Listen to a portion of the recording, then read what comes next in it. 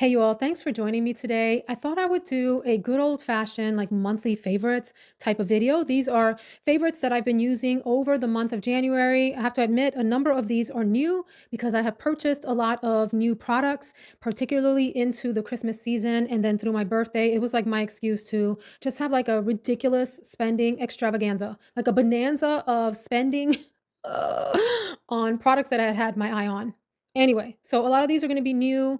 Hope that you enjoy makeup. And if you don't enjoy makeup and you're just here to hang out with me, thank you so much. I do appreciate you sharing your time with me. So I have mostly makeup products. I'm not going to do any skincare because I have skincare videos that are out there and I'm pretty much using the same things, the same nightly routine, the same morning routine, and all of that. So if you're interested in skincare, you can look at those videos as well. So let's go in the order that I would probably use these on most days. So after I come out of the shower and I've done all of my skin prep, which is an essence followed by a serum, followed by a heavy moisturizer. I sometimes, not always, apply a primer depending on how long I think I want my makeup to last that day. If I'm not worried about the longevity of my makeup experience, I may not put a primer on, but I do find there's mixed opinions on this. Some people think that primers don't help at all and they're not necessary, and others think that you just need good skincare and that is your primer. And yet there's a third group of people that really do believe in primers. I think I'm somewhere between the second group and the third group. There are days that I feel like primer really helps me out, but I'm always down for like really good skincare underneath just regular, makeup without a primer. Anyhow, that was really, really a long explanation. This is the Tom Ford Traceless Soft Matte Primer.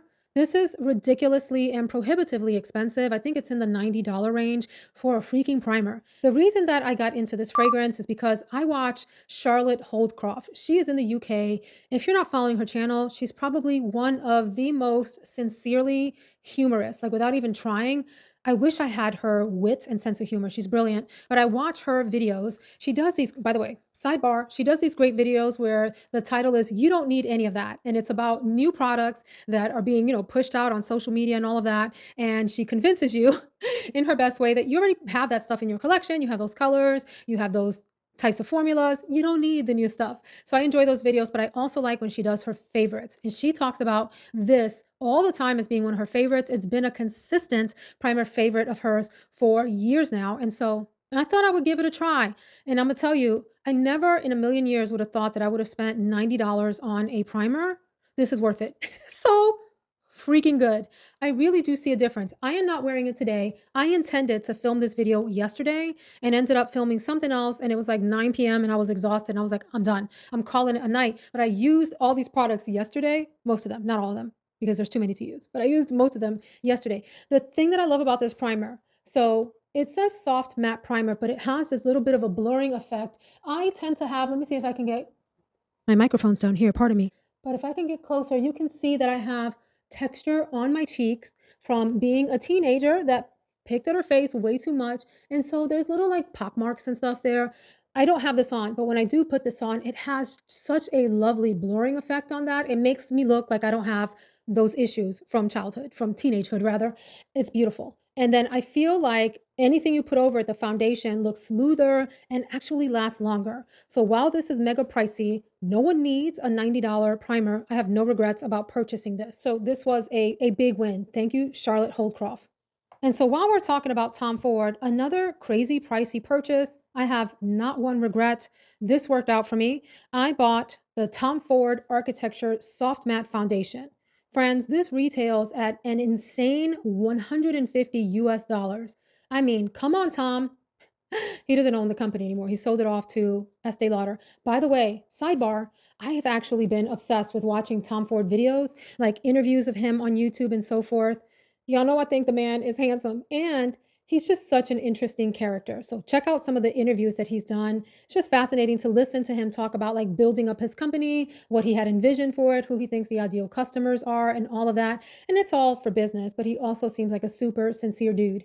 Anywho, 150 freaking dollars for this. This is in the color 7.5 Shell Beige. Let me pump a little bit of this out for you. Let me just say too while I'm doing that, this is a ridiculously big win for me. What I love about this fragrance. Ah, wow, this foundation is it is soft on the face. You can do a really light layer Actually, it's not light because look at that. That's pretty full coverage, but you can make it look light. Or if you want a full on makeup beat, you can do a couple of layers of this and have it be even thicker. But you can see that it's full coverage. You don't see my veins underneath there or nothing. Nothing. Look at that. And it has a little bit of a dewy nature. It does dry down matte, but if you're like me and you have naturally juicy skin, I was gonna say oily. Yes, it's oily, but I like to think of my skin as juicy. Some of that will shine through during the day, and I kind of like that. I want a natural look, usually. Sometimes I want to be matte, but I like a sort of more dewy look.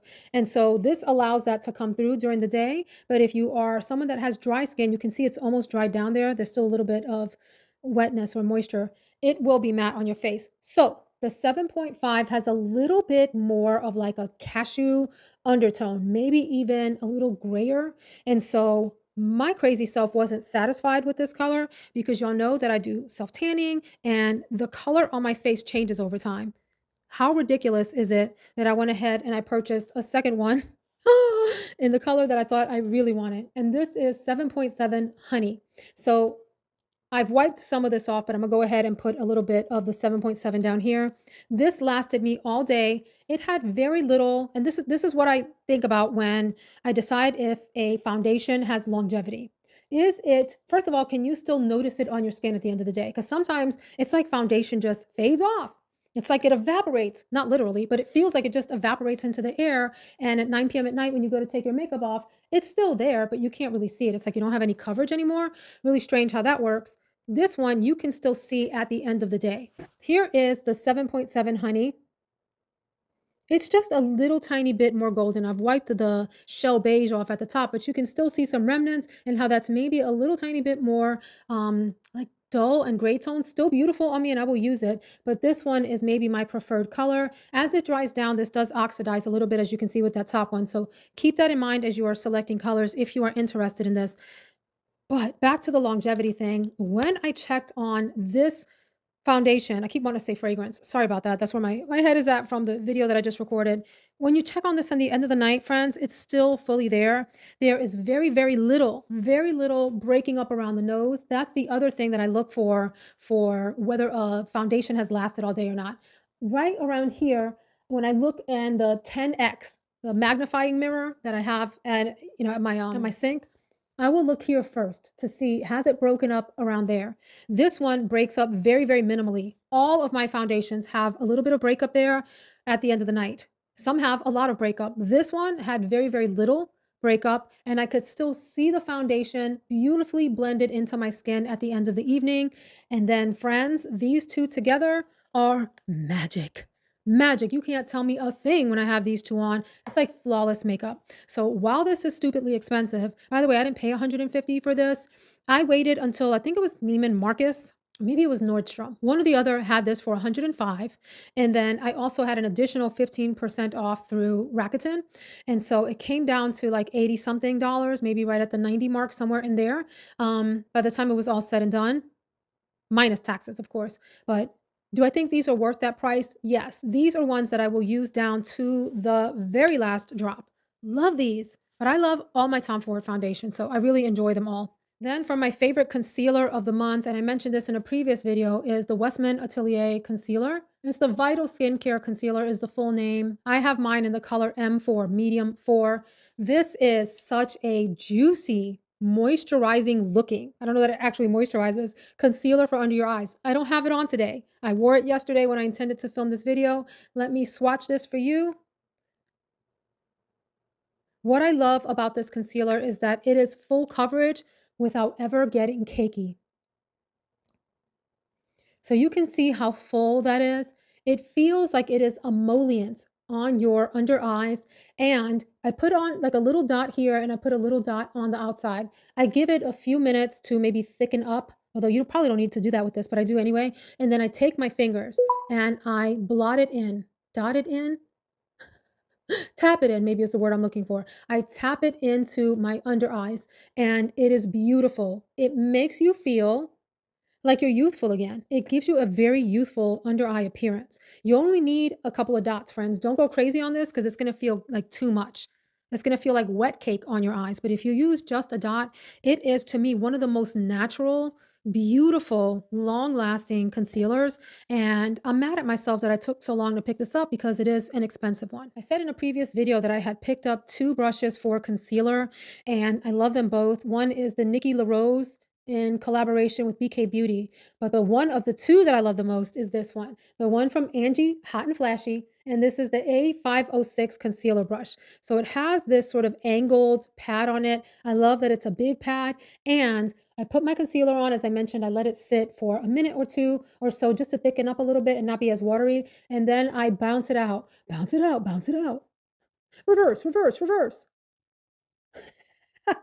Y'all know that song? Okay, and it does a beautiful job sort of shearing out the concealer, distributing it across your lower lid.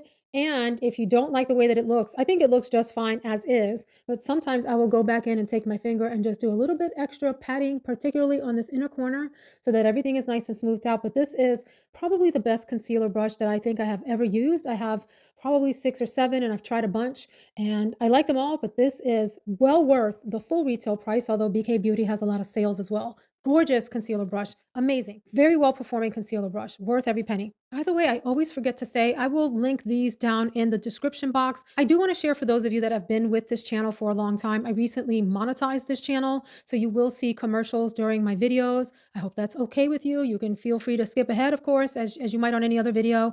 And if I do link things in the description box, I will try to use the YouTube shopping feature where you can just automatically like link it into the video. That is easy breezy for everyone. And if not, I will try to find another link, and the links will more than likely, most of the time, not always be commissionable. So I wanted to share that with you as well if you choose to shop through those links. All right, I usually then go to my eyes next. I feel like eyes are the most important feature most days for me. Sometimes when I don't, excuse me, pardon me, I was parched there. Sometimes when I don't feel like I want to do a big eye look, I really focus on a bolder lip. So most of the times it's eyes. Before I put my eyeshadow on, I almost always do some kind of eye primer. I find that my eyeshadow lasts longer and stays intact and doesn't break up if I use a primer. I have lately been loving the Lorac eyeshadow primer, behind the scenes primer. I don't even know if this is sold anymore, so I'm sorry that I'm showing this to you, but it's my genuine loves for the month. So this is an older product. I've probably had this for 5 or 6 years as well, and occasionally use it, and ended up pulling it back out and have been using it a lot. It doesn't have any color to it, which I like. Sometimes I prefer a primer that sort of blocks out any tone on your eyelid, but especially for working days, I like to use this if I'm going to keep my eyeshadow look a little bit on the lighter side. And I like that it provides a little bit of grip and like a background, a canvas for the eyeshadow to go onto. So this has been a gem. I only use like a little dot on 2 fingers and just kind of dot it all over my eyelids and here in this area as well. And I wanted to share that I have at this point, hang on a minute. Remember that I said I didn't want to purchase more makeup. I wanted to downsize my makeup collection. And then the holidays hit and my birthday hit and I went bananas. I am now up to something redonkulous, like 30 smaller eyeshadows. And I mean things that can fit in your hand. And I probably have just about as many big eyeshadows, like midi palettes or big palettes, 30 of those. So what's that, like 60 eyeshadow palettes? Absolutely insane. And I'm loving all of them. So in terms of eyeshadow palettes, I have shared that I've purchased Victoria Beckham eyeshadow palettes. I have purchased Lisa Eldridge. I've purchased some Charlotte Tilbury, the smaller ones where they're like quads or quints, or maybe they have 6 or something and are easy for travel. And I love all of those, and we'll continue to talk about those forthcoming. Today, I wanted to feature the newer Viseart palette design. I have 3 of them here to share with you. There is like a mini that Viseart sells, and then I guess there's this size, and they also sell big ones. I happen to like the variety that you can get in this size and that you can handle it a little bit easier maybe than the minis. The minis are great for travel. The minis are almost like the size of a credit card, something that you could really slip into your pocket. Anyway, during the holidays, Viseart had a huge sale. I went a little bananas getting some. There was one called, or is one called, the Lilas Lumiere Attendu Viseart Pro. So this size is called the Viseart Pro palette. I do like that these have a little bit of a harder cardboard on them and a faux leather, and they are designed so that they come with this sort of waxy, whatever you call this. Is it wax paper or yeah, something like that, that you can fold over. But the bed of it, where the eyeshadows are, you can pull out. Do you see that? And then you can do that. And it sits like a little artist easel. Viseart. Pro, right? So, makeup artist, this is made for makeup artists. And you can sit this down and then kind of poke your brushes into them. I think I have rearranged these. I don't even remember. I think that I poked these out, tried them all on, like did swatches, and rearranged them with like colors. So, this palette has mostly neutral and cool tone looks. There's this sort of creamy, buttery color here. There's some nice silvers. Here's what I love about the Viseart eyeshadow is that you can put it on light or you can build it up. And I love that the metallics or shimmers are really soft. I think it was Alicia Archer that I was watching, and she was swatching some of these, putting them on, and she mentioned that the shimmer formula from Viseart is very elegant. It's like subdued. So let me put this one, this pinky one here on for you. You see how it's not super loud, but it does have a little shimmer and shine there, and it's really, really pretty. Let me try another one. Let me swatch this one up here, this sort of brownish taupish one.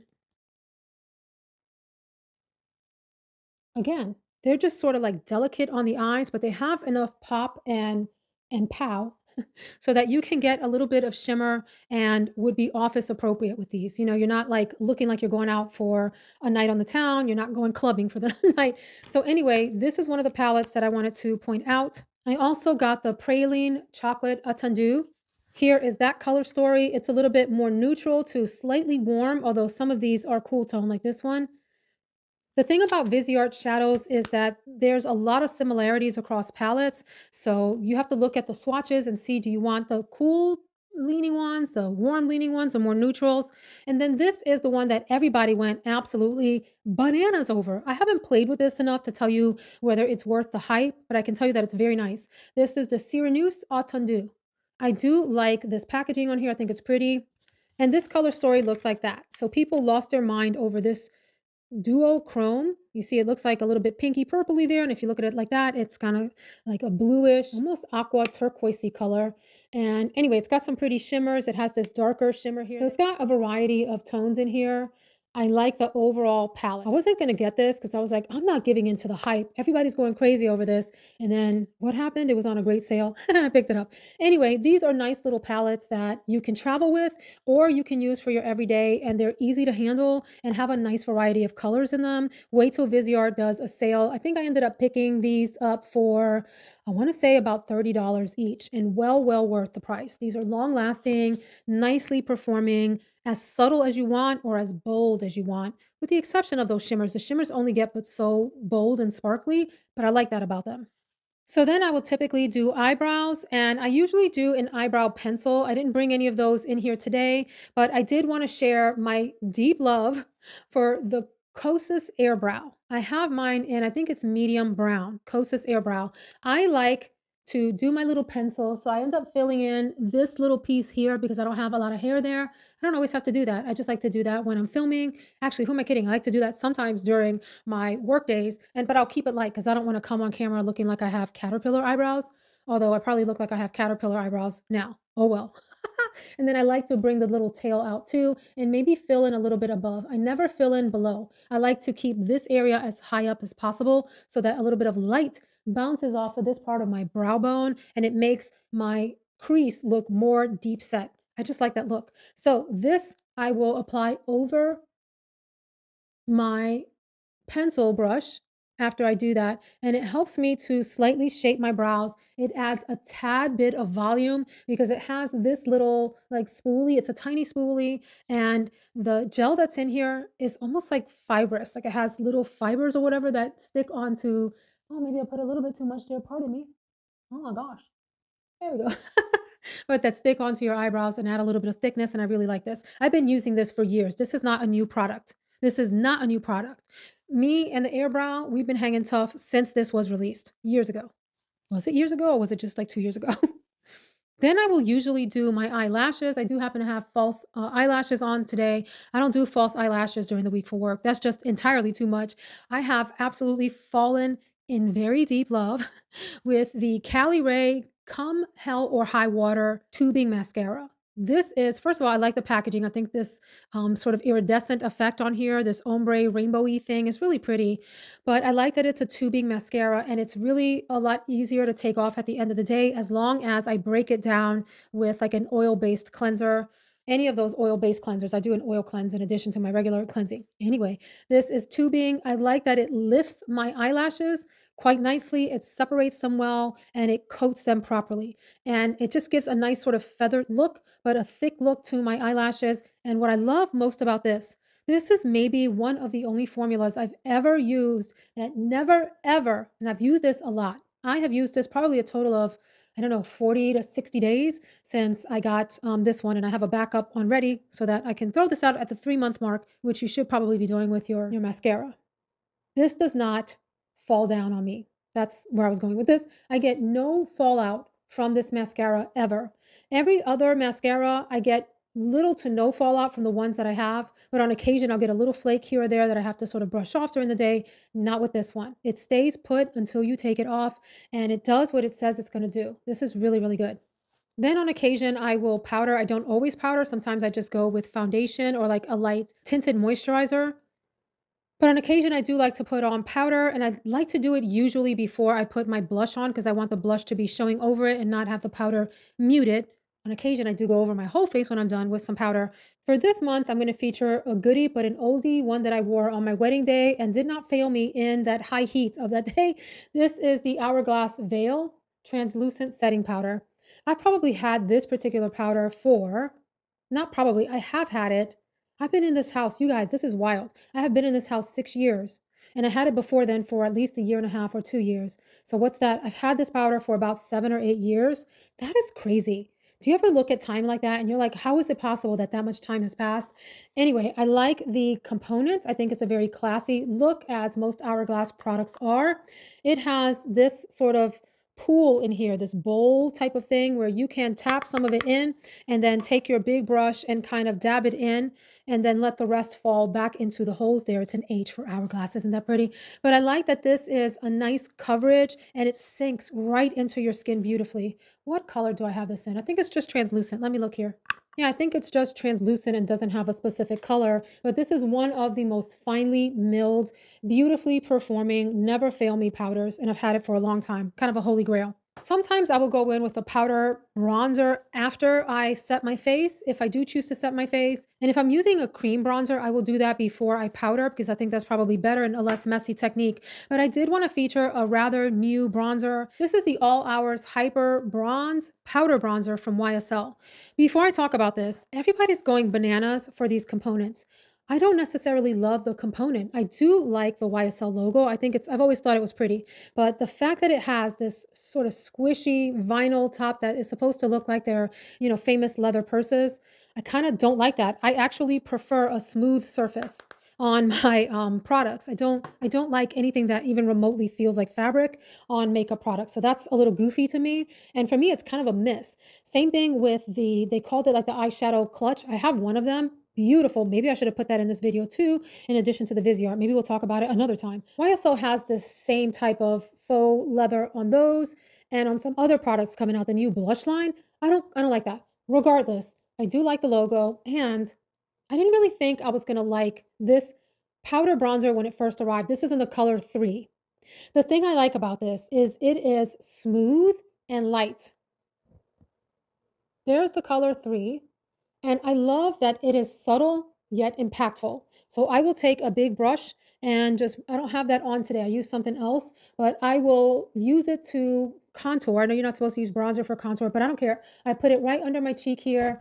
I always put bronzer down here to give the illusion of a more chiseled chin and around my forehead. And then I do a little bit in here. I've learned not to go as crazy as I have in the past with the bronzer in here because it starts to look a little bit ridiculous after a while. If I'm using this during work days, I keep it fairly light. If I'm filming, like here, I have a lot more bronzer on than what's showing up on the screen because all of these lights, wash out your makeup or whatever. Anyway, this is the tone of the color 3. I like that it's warm and natural looking, and you don't really see the edges of that. You see how it just sort of blurs into the skin? So it really has that sort of like a gradient effect. So you don't have that sort of harsh division between your bronzer lines and the rest of your skin. Beautiful bronzer. Love this. And it's very easy to use. You can build it up or you can keep it light. Beautifully done formula.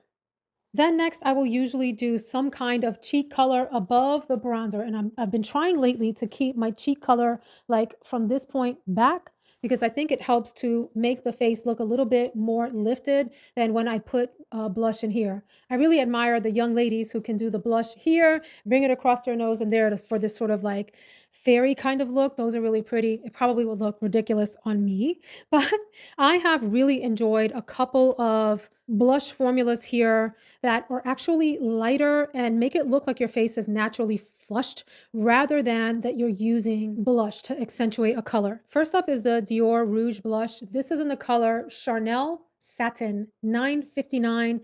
I heard about this color from Michelle Wong. I've been watching her channel a lot lately, and I like the way she does a subtle look. I hate these things that come in any of these little components. So here's the plastic cover, and you have the little blush brush that comes in it.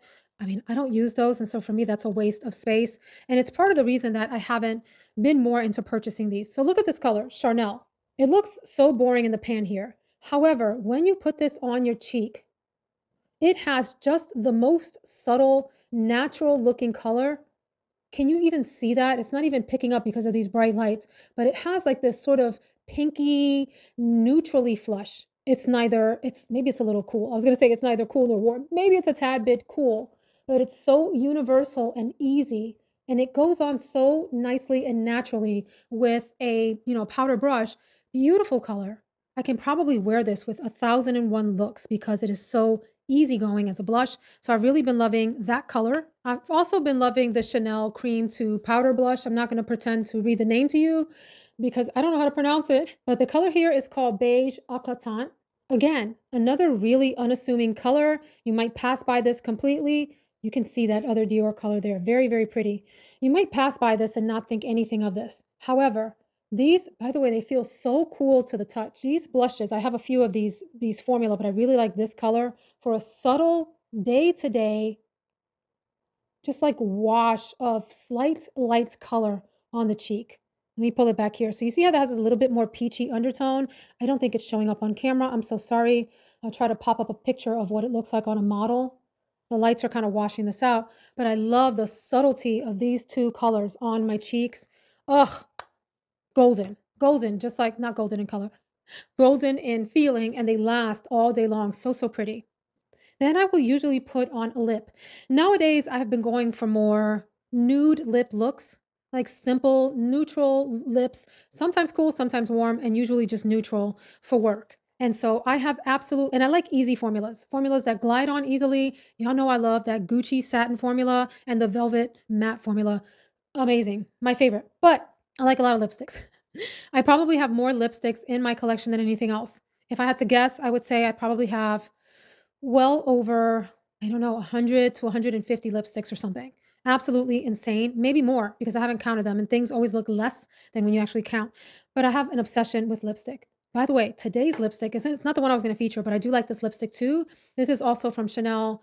It's a Rouge Cocoa color. They have different formulas in the Chanel lipsticks, and I haven't quite learned them all, but this is called Rouge Cocoa 468 Michelle. What a pretty color. It looks a little bit more like warm, spicy toned here, but it comes on like this kind of subtle, velvety, almost like a rosy, pinky color with a hint of peach in it. I think it's so pretty. And this formula is so easy. It has a little bit of a satin finish. It glides on super comfortably and it feels comfortable and hydrating on the lips. But the formula that I wanted to feature, I wish I could purchase all of these. No, I don't. I don't need all of these. I think I want to in my dream mind. This is the NARS Explicit formula. So the component looks like this, and it has the raised up NARS logo on it. So you can see when you turn it that way that it's raised. And so there's just that little bit of a tactile experience. It's a very sleek component. I have probably about 4 or 5 colors of these now, and I'm looking at more like I just said. This particular one that I just picked up to show you is in the color Blame 829. 829. By the way, I love the way they shape these up. So pretty. If that is not one of the nudiest colors, that one has a little bit of a blue undertone, so it's pretty cool. I have some warm ones.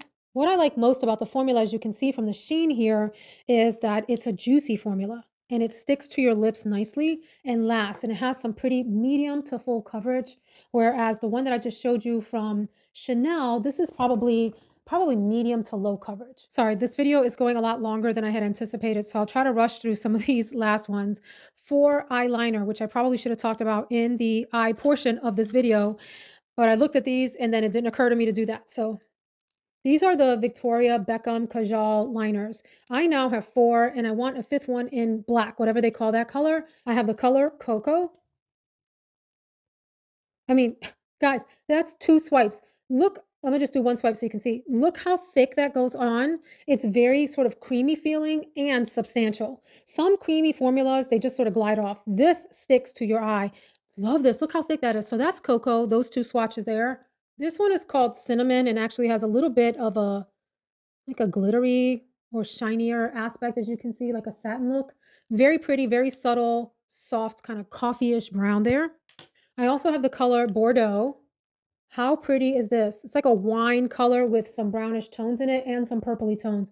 Very, very pretty. Actually, that would have gone great with this outfit today. By the way, this is one of the silk shirts from Quince that I showed you in that Quince haul. Love this. Very pretty, almost Christmassy color. And then the final color that I have, one of my favorites and a pleasant surprise. This is called Navy Noir. Navy Noir. If that is not the prettiest blue eyeliner, gorgeous, and it's like almost like a midnight dark navy blue, and it's pretty. Look at these. Look at it. They're thick, they go on easy, they stick around, they're beautiful. Love these, and I want the black one. I did want to share with you, I had mentioned that I'm losing hair, probably because of aging and hormones, and also because I am losing weight. And it's not unusual to lose hair as you lose weight. So I have been self-conscious about this part right here and probably this part here. You can see that those are thinner than usual. So one way that I have tried to like trick the eye into thinking that my hair is fuller, I don't have this on, but I'm going to show you in a minute. This is from the brand Color Wow. Now they make beautiful sprays that you can put on your hair after you blow dry or before you blow dry. They have volumizing products. This is a brand that has some really effective hair products. But this was given to me by my hairstylist. Pardon me, I purchased it. She didn't give it to me, but she suggested it. And it is a compact, it has a mirror on one side, but then here is a brush, and you can buy these in different colors depending on your hair color, but I have mine in like a dark cocoa, almost coffee brown, like dark coffee brown. And you can use either end to color in some of those spots. So let me show you what I'm saying. Now, the one thing I don't like about this product is that my hairstylist said it would cover the grays. It's not covering the grays, but it does color in these like little bald spots here. So let me show you what I'm talking about. I'm just gonna tap this brush into the powder and like, look here, let me tell you something.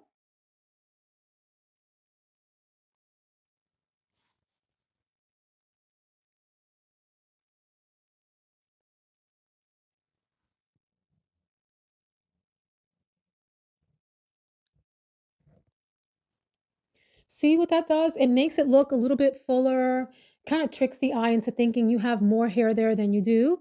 Doesn't cover the grays like promised, but it does fill in the base of that spot to give the illusion that it's fuller. Let me do it on this side. So here's the before, and then let's look at the after.